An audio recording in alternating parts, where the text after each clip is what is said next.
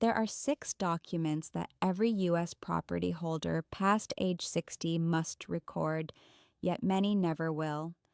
And the moment they pass, those papers cost their heirs the residence. I'm going to guide you through every single one of these. The precise clears throat cash figure each one preserves and the sequence to submit them in. The 5th record on this list is the one that 9 out of 10 elders never even discover until their kin is already sitting in a probate hall, watching the magistrate decide who receives their parents' property. And we will reach that one in a few moments.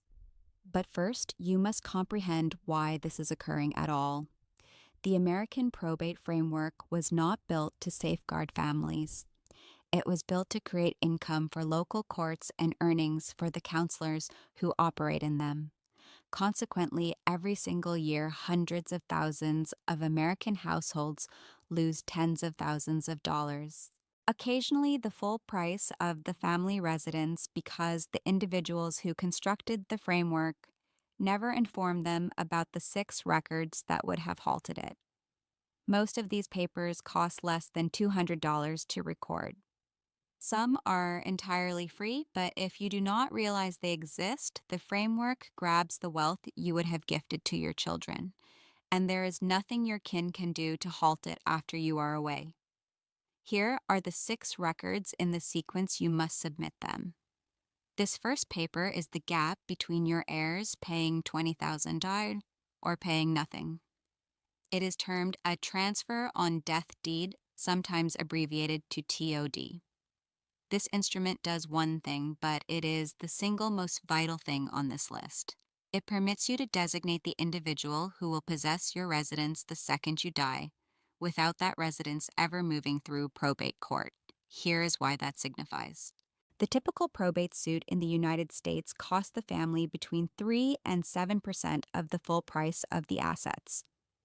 Consequently, on a residence worth $300,000, your heirs will pay somewhere between $9,000 and $21,000 in court costs, counselor costs, and manager costs before they ever view the title to the residence. But the wealth is not even the worst part. In some regions, the probate cycle takes between 9 and 18 months to conclude, during which the residence cannot be traded, cannot be refinanced, and cannot even be cleared out. Asset levies still come due, coverage still has to be funded. The loan, if there is one, still has to be funded. All of that emerges out of your heirs' pockets while they sit there and wait for a magistrate to grant them permission to touch their own parents' residence. A transfer on death deed removes the entire cycle. You record it once with your local registrar, and on the day you die, the residence shifts directly to whoever you designated on the record. There's no court involvement, no counselor costs, and no waiting gap. The paper is accessible in roughly 30 regions. You can find out if your region permits it by looking for the phrases transfer on death deed and the name of your region.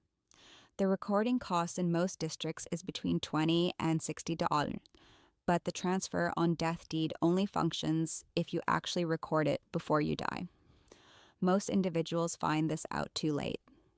Consequently, this is not a paper you can delay until next year. The second record is the one the central government does not want you to realize about. It is termed a ladybird deed. This one is only accessible in 5 regions: Florida, Texas, Michigan, Vermont, and West Virginia.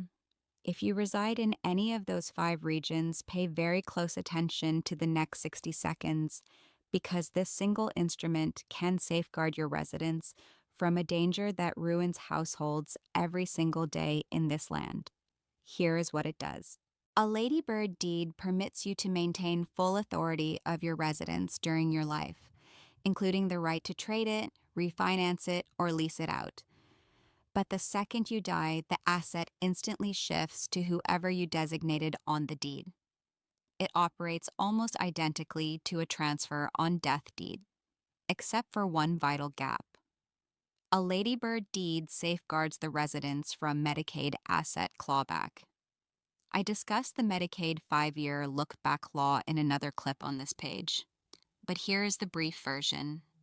If you ever request long-term care, Medicaid in your final years, the central government has the legal power to return after your death and compel the sale of your residence to settle every dollar Medicaid utilized on your care. On a standard nursing home stay of 3 years, that is somewhere between $240,000 and $360,000 the government can grab from your assets. This is where households lose everything. The Ladybird deed legally shifts your residence from your assets the second you die. Consequently, there is nothing for the government to claw back. Your heirs possess the residence free and clear, even if you utilize the last 5 years of your life on Medicaid. But the Ladybird deed has to be recorded and filed before you ever request Medicaid. If you delay, the look back law voids the safeguard.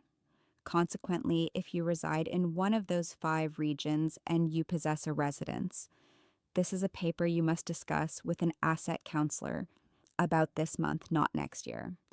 By the time you require it, the gap is already shut. The third instrument is the one that saves households more wealth than anything else on this list, but it is also the one where individuals commit the most costly error. It is termed a revocable living trust. A trust costs more to establish than the first 2 records, somewhere between $500 and $3,000 depending on the counselor. But here is why it is worth every dollar. When you place your residence into a revocable living trust, the residence no longer belongs to you on paper. It belongs to the trust.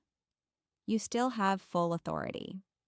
You can trade, refinance, or relocate at any time. Nothing about how you reside shifts. But because the residence is officially owned by the trust, it does not belong to your assets when you die. Consequently, it cannot be touched by probate. On a 400,000 residence, this single action saves your family between $12,000 and $28,000 in probate costs alone. But the trust does something even more vital than that. A trust provides you specific guidelines for how the residence is managed after you are away. If you have 3 children and one of them resides in the residence and the other 2 want to trade, a trust can state exactly what happens. If you want the living partner to reside in the residence for the rest of their life, and only then have it moved to the children, a trust can do that. If you want to safeguard the residence from a future split of one of your heirs, a trust can do that too. A will cannot do any of these things. A will gets read in a hall and the magistrate decides what to do. A trust is hidden. It avoids the court entirely and it does exactly what you drafted into it. But here is where individuals ruin everything they just paid for. The most costly error American households commit with a trust is building one and then neglecting to actually shift the residence into it. The legal phrase for this is funding the trust. If the trust exists on paper, but the deed to the residence was never refreshed, the trust does nothing. The residence still moves to probate. Every dollar you utilized establishing it is gone. Consequently, when you establish a trust, the very next thing you do is record a new deed shifting the residence from your name to the name of the trust. Avoid that step and the trust is useless. We are now halfway through the list, but the 5th record is still ahead, and that is the one almost nobody realizes about. It is the one that will save your family the most, but it is also the one with the tiniest gap to act. Stay with me. The 4th record is an updated will with specific text about your residence. If you die without a will in the United States, your local government decides who receives your assets. The legal phrase for this is dying intestate, and the laws are not what most Americans assume they are. In Texas, for example, if you die without a will and you are wedded, your living partner only possesses 1/3 of your separate assets. The other 2/3 move to your children, even if those children are from a previous union and have never talked to your current partner. In California, if you die without a will and you have children, your partner only receives 1/3 or 1/2 of the shared assets, depending on the case. In Pennsylvania, the first $30,000 moves to your partner and everything past that gets divided. These interstate laws change by region, but the trend is the same in all 50. The region assumes it knows better than you do how your assets should be shared. And unless you have a written will that says otherwise, the region wins every single time. The remedy is simple. A basic will costs between $200 and $800 to draft with a counselor. Some digital tools do it for under $100, but if you possess a residence, I do not suggest the cheap digital versions because the text about real estate must be specific to the region you reside in. But here is the part most individuals overlook, and this is the part that pulls households apart. A will must be refreshed every time something shifts in your family. If you drafted your will in 1992 and you have not viewed it since, the names on it are probably incorrect. Your partner may have died. Your children may have split. Your grandchildren may have been born. The manager you named is probably no longer living. Consequently, every will requires a check every 5 years. And every time a major life phase happens. An out-of-date will is sometimes worse than no will at all because the family ends up in court debating over which version rules. And while they debate, the resident sits there losing wealth. Now we're at the 5th record. This is the one I told you almost nobody realizes about. It is termed a durable power of attorney for finances. This is the paper that 9 out of 10 elders never record, and it is the one that costs their households the most. If you only record one paper after viewing this clip, make it this one. Here is why. A durable power of attorney is the paper that names someone you trust to manage your money if you become unable to do it yourself. If you have a stroke, develop dementia, or end up in the clinic for a long period. This is the paper that permits your partner or your heir to pay your costs, manage your bank files, and most importantly, manage anything linked to your residence. Without a durable power of attorney, your family cannot legally do any of those things. They cannot touch your files. They cannot pay your loan. They cannot do anything. They have to go to court and ask a magistrate to name a guardian or a supervisor. The legal phrase for this is a guardianship case, and the typical cost in the United States is somewhere between $3,000 and $10,000 in legal costs just to get the naming. After that, the guardian has to record annual files with the court, which often costs another $2,000 to $4,000 per year. But the worst part is not the wealth. The worst part is the time. A guardianship case takes between 3 and 6 months to finish in most regions. During those months, nobody can pay your asset levies. Nobody can sign for fixes to the residence. Nobody can trade the residence if you must relocate into care. Nobody can do anything, and the costs do not stop. The loan firm does not care that the family is waiting on a court. Consequently, households lose residences to foreclosure during guardianship cases every single year in this land. And a single piece of paper recorded on a Tuesday afternoon would have avoided every one of those losses.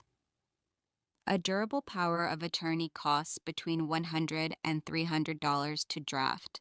It takes about an hour with a counselor, but here's the part that makes this so vital. It has to be signed while you are still mentally able to sign it. The moment a medic doubts your ability, the gap shuts forever. You cannot sign it from a clinic bed. Your children cannot sign it for you. Once that moment moves, the only path left is the hall. And by then, the harm is already done. The 6th and final paper is your homestead discount recording. This is the one that is costing you wealth right now today. Every single month, you do not have it. Almost every region in the land provides a homestead discount to residents. but the laws and the savings are completely unique in each one. In Florida, the discount deletes up to $50,000 from the rated price of your residence for asset tax goals. It also limits how much your asset tax can grow each year, no matter how much your home price goes up. In Texas, as of 2024, the discount deletes $100,000 from the rated price of your residence for school zone taxes alone. The annual savings change by region, but for most elder residents, they range from $1,000 to $3,000 per year. Over 20 years of retirement, that is between $20,000 and $60,000 in your pocket instead of the local government's. But here is what most elders do not realize. In many regions, the homestead discount is not automatic. You have to record an application with your district tax rater's office, and you only have to do it once. After that, the discount stays in place for the rest of the time you possess the residence. The application is usually free, and it takes about 15 minutes to complete. Many regions also provide extra elder discounts on top of the standard homestead discount accessible the year you reach 65. These add another $5,000 to $15,000 in lifetime tax savings. Depending on the region, almost nobody who qualifies for the elder discount actually records for it because the district does not send you a note telling you it exists. You have to know to ask, and now you know. Here's what you do this week. First, find the deed to your residence. It is in your record box, your safe, or your district rater digital site. Second, write down which of these 6 records you already possess and which ones you do not. Third, for any paper you do not possess, look for the name of the paper plus the name of your region. Review the first 3 findings. Fourth, call an asset counselor in your district and ask for a 1-hour talk, specifically about home defense records. The cost will be between $200 and $400. The counselor will tell you which of the 6 records you actually require based on your region, your family status, and the price of your residence. Fifth, do not delay. Every one of these records has a gap, and every one of those gaps shuts the moment something occurs to you. Once you are in the clinic, once the court gets involved, once the region moves in, none of these papers signify anymore.